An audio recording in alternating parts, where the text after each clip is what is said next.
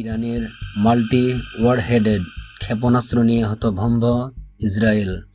মধ্যপ্রাচ্যে নতুন যুদ্ধের ছায়া।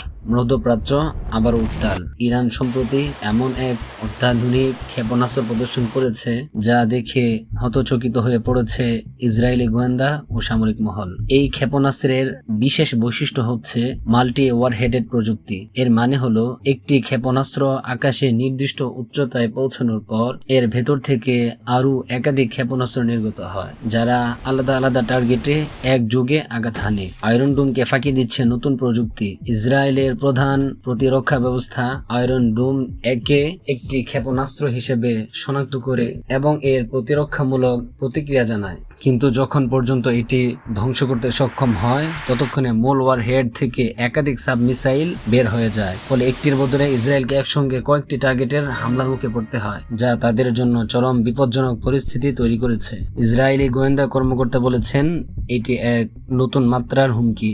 বিশ্লেষকরা বলেছেন ইরানের এই মাল্টি ওয়ারহেডেড প্রযুক্তি মূলত ডিকয় অ্যান্ড অ্যাটাক কৌশলের উপর ভিত্তি করে। এটি শুধু আয়রন ডোমের প্রতিরক্ষা ব্যর্থ করতে নয়, বরং মানসিক চাপ ও কৌশলগত বিভ্রান্তি তৈরির জন্য ব্যবহার করা হয়।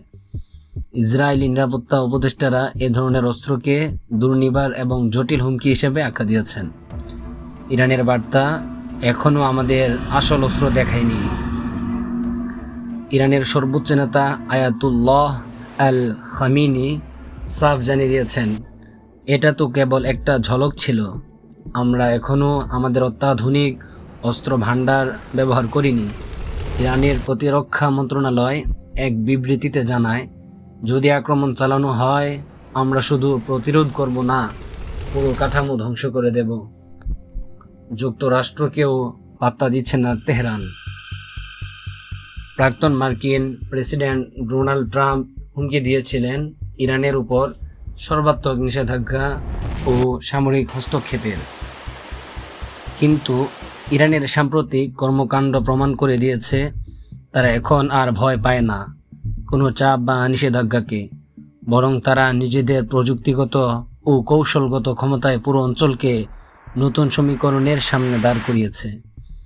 এয়ার ডিফেন্স ও সম্পূর্ণ প্রস্তুত, যুদ্ধ না শান্তি।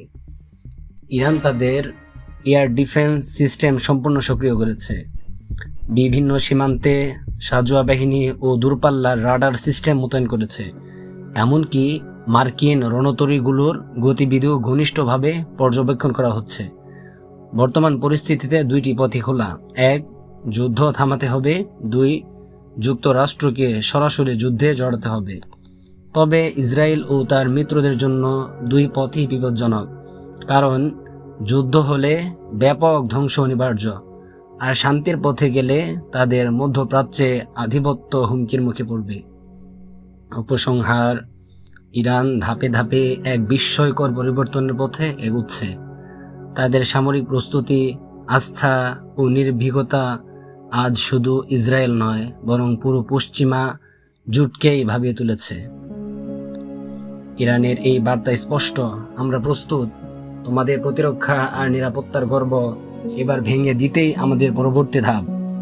আল্লাহ তাআলা সর্বত্র নির্যাতিত মুজাহিদ ও মাজলুম মুসলিমদের হেফাজত করুন এবং জালিমদের ধ্বংস করুন।